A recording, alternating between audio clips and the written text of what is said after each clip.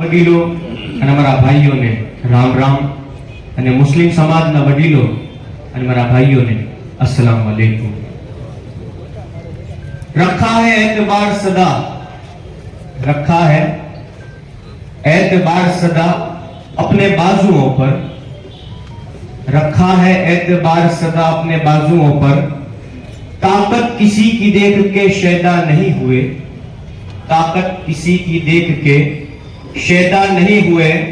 और हमारा मकसद तो है सिर्फ और सिर्फ जीतना, हमारा मकसद तो है सिर्फ और सिर्फ जीतना। हम हारने के वास्ते पैदा नहीं हुए, हम हारने के वास्ते पैदा नहीं हुए। और मारा वडीलों और मारा नौजवान भाइयों, हवा का रुख बखूबी मोड़ना आता है हमें, हवा का रुख बखूबी मोड़ना आता है हमें। चुनाव की बाजियों को हर तरीके से जीतना आता है हमें, चुनाव की बाजियों को हर तरीके से जीतना आता है हमें।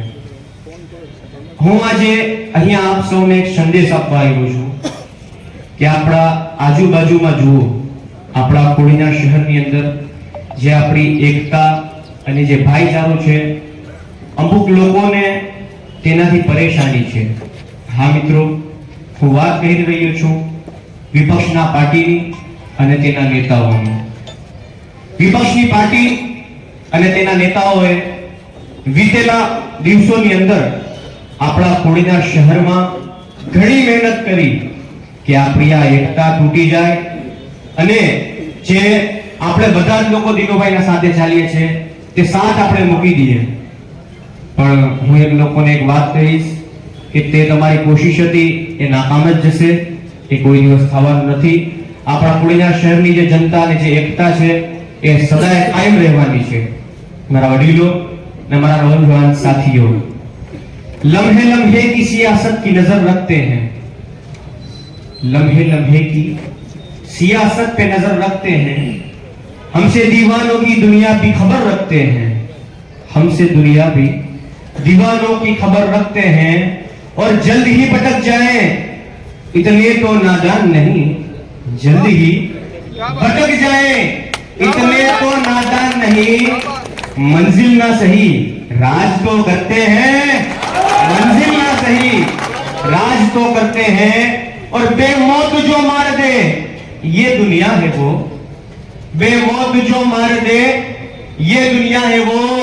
हम जिंदा है तो जीने का हुनर रखते हैं, हम जिंदा है तो जीने का हुनर रखते हैं। मारा वडीलो અને મારા નौजवान ભાઈઓ, આપણા કોડીના શહેરની જે એકતા છે એ સદાય કાયમો દાયમ રહેવી જોઈએ। અને આ લોકો ગમે એટલા પ્રયાસો કરે એમને પ્રયાસ કરવા દો। આપણે આ એકતા કોઈ દિવસ ભાંગવાની જ નથી। દિનુભાઈની સાથે હતા, દિનુભાઈની સાથે છે ને દિનુભાઈની સાથે જ રહેશું। અને તે લોકોની નાકામી ઉપર પણ એક વાત કહીશ કે नादान है कि नादान है निभाने की बात करते हैं, नादान है निभाने की बात करते हैं। जमीन पे चांद सितारों की बात करते हैं, जमीन पे चांद सितारों की बात करते हैं। और ये हाथ जोड़ जोड़ कर बस्ती को लूटने वाले, या मैं ये कहूं ये हाथ दिखा दिखा कर बस्ती को लूटने वाले, ये हाथ दिखा दिखा कर बस्ती को लूटने वाले भरी सभाओं में सुधारों की बात करते हैं, भरी सभाओं में सुधारों की बात करते हैं। और दूसरों की कोशिशों को जाता ही तुमसे जाता है, दूसरों की कोशिशों को जाता ही तुमसे जाता है। भारतीय जनता पार्टी आम करियो, भारतीय जनता पार्टी तेल करियो। दूसरों की कोशिशों को तुमसे जाता जाता है, मगर अपने गिरेबान में जाता नहीं जाता, मगर अपने गिरेबान में जाता नहीं जाता। તમે શું કરો છો એ તો જો। ઉદાહરણ તરીકે તેમની પાસે એક રિક્ષા છે, તે રિક્ષાની અંદર પાછળના બે ટાયર જ નથી। તેમની પાસે એક રિક્ષા છે, તે રિક્ષાની અંદર પાછળના બે ટાયરો જ નથી અને તે અંદર બેસીને વાત કરી રહી છે કે ઓહો આગળ રિક્ષા તો જો તે રિક્ષાના આગળના ટાયરની અંદર તો પંચર છે. ભાઈ ખાનું કામ કરાય. આ અમારા કોડીનાર શહેરની એકતા છે. તમે ગમે એટલી મહેનત કરી નાખો, આ એકતા કોઈ દિવસ તૂટવાની જ નથી. અને દિનુભાઈનો જે સાથ આપણે એક સાથે મળીને આપીએ છીએ, તે સાથ પણ કાયમો દાયમ જ રહેશે. તો આગામી 16 તારીખે આપ તમામ કોડીનારના પ્રજાજનોથી વિનંતી કરું છું કે ભારતીય જનતા પાર્ટીના તમામ ઉમેદવારોને વિજય બનાવી કમળના ચિહ્નને કોડીનારમાં પાછો એક ફરી વખત ખીલાવો અને કોડીનાર શહેરને ફરી વખત એકતાની મિસાલ બનાવો.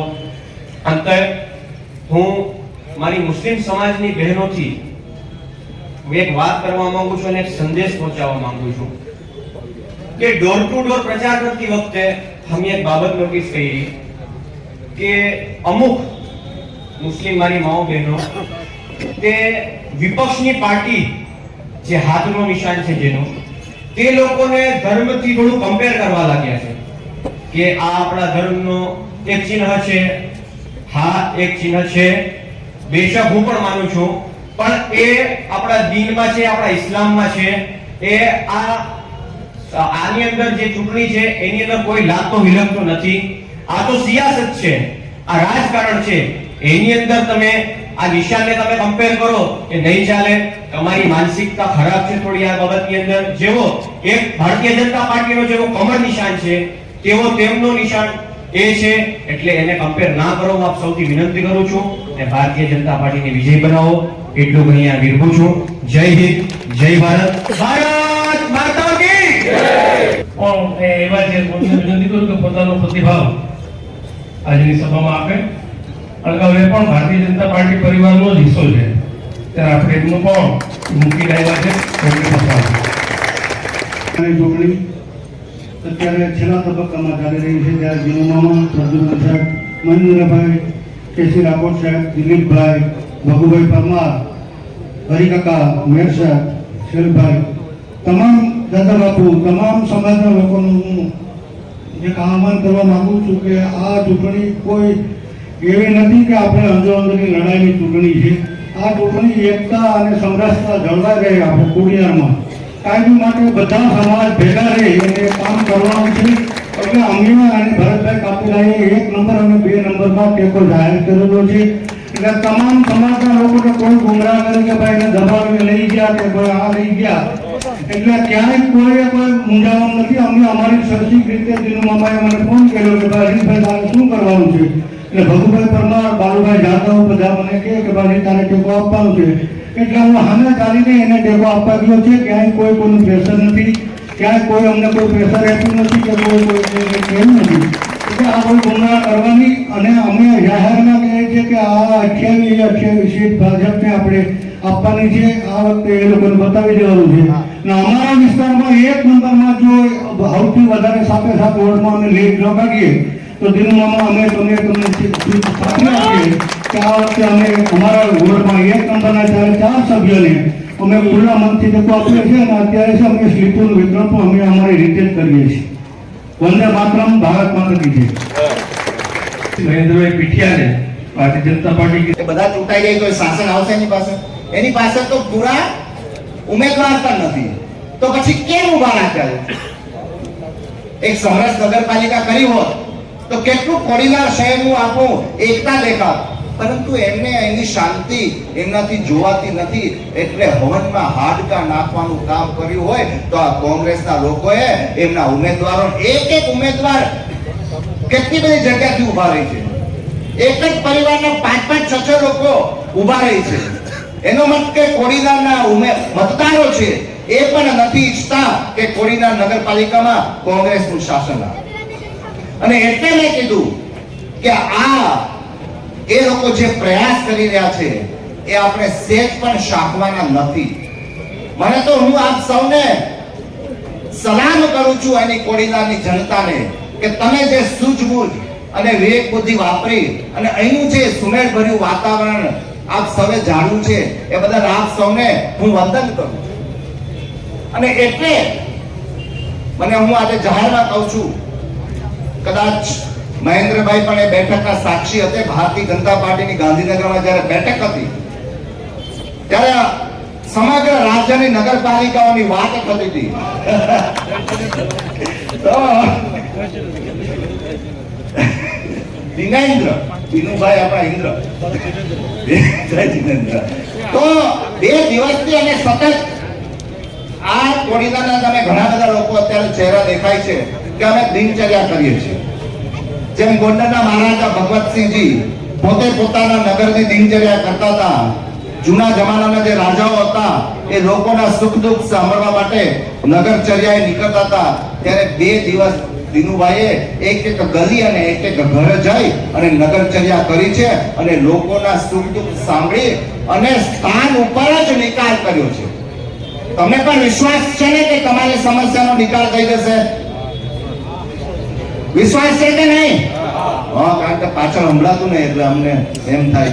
તો આ વિશ્વાસના ભરોસે આપણે સૌ આ કોડીનારની નગરપાલિકા માં ઉમેદવારો ઉભા રાખે છે. ત્યારે તમે બધા જ્યારે મત આપવા જાઓ ત્યારે આપણે યાદ રાખવાનું છે. શું યાદ રાખવાનું છે?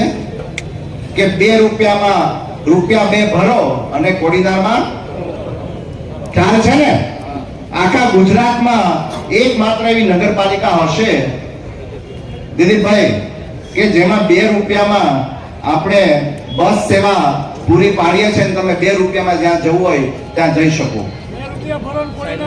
રૂપિયા 2 ભરો અને કોડીનારમાં. સાચી વાત છે ને? હું કઈ ખોટું કદાચ ભૂલથી બોલાઈ જાય તો મને જરા કાન ખેંચજો મારો.